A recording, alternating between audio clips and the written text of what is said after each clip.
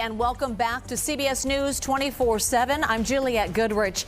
President Trump giving an update on the war with Iran. I want to bring in CBS News senior White House and political correspondent Ed O'Keefe to talk more about that. Ed, if you're there, I just want to get your initial thoughts on the substance of the speech.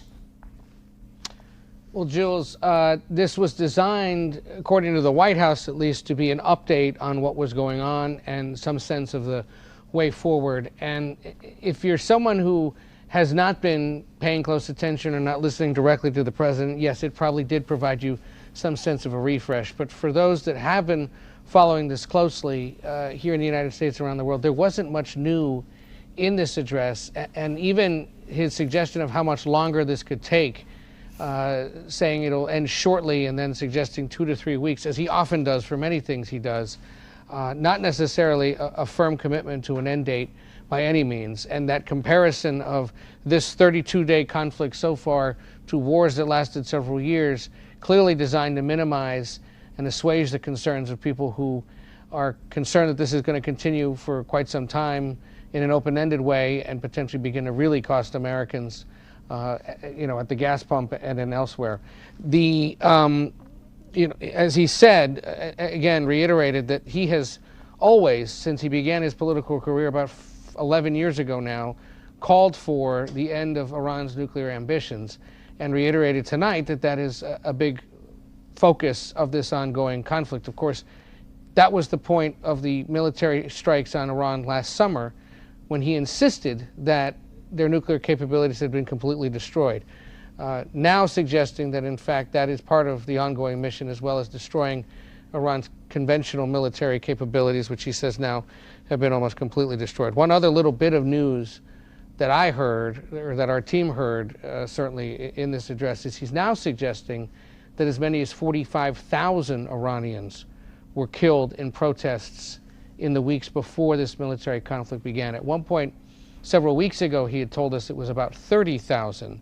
So that assessment has now increased. How they got to that number and where in that vast country did this occur are questions that we'll be asking certainly in the coming hours and days. But otherwise, this was, essentially a refresh or a modest attempt at updating. And there was very little conversation as well, Jules, I would argue, about the fact that gas prices have hit record highs now for the first time in 4 years, above $4 a gallon. Often in these instances, when the polling starts to show that things are going poorly for a president, they want to take advantage of this opportunity, addressing the country, getting the airtime to do so from the broadcast networks, to sort of say, I feel your pain, I understand your concern. But he suggested, again, short-term pain for a long-term investment, and that is future security of your children and grandchildren. Polling that we've been discussing all night and that we've seen in recent days continues to suggest most Americans are not willing to shoulder this short-term pain, in part because they believe the president hasn't properly explained himself. Yeah, it'll be interesting to see where the polling stands now after this. Ed O'Keefe, Ed, thank you so much. Let's now bring in J.D. Simkins, editor-in-chief of the Military Times and also a Marine and veteran of the Iraq War. We spoke to you before the president addressed the nation, so now let's talk to you after the fact. What are your big takeaways from the speech?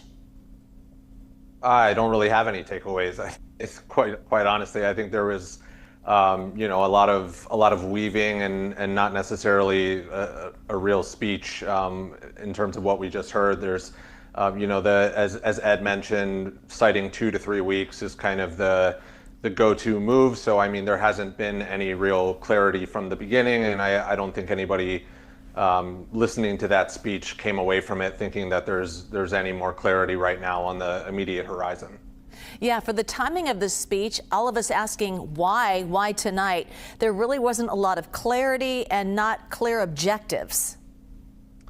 No, there wasn't. And as we discussed previously, he did go into some of the military successes, but those successes, while impressive from a military standpoint, do not equate to strategic outcomes. So, depending on how long this runs, what type of troops might be involved, or what the exit strategy is, I think you're still going to see a prolonged conflict in the Strait of Hormuz that could last a lot longer than anybody is discussing right now.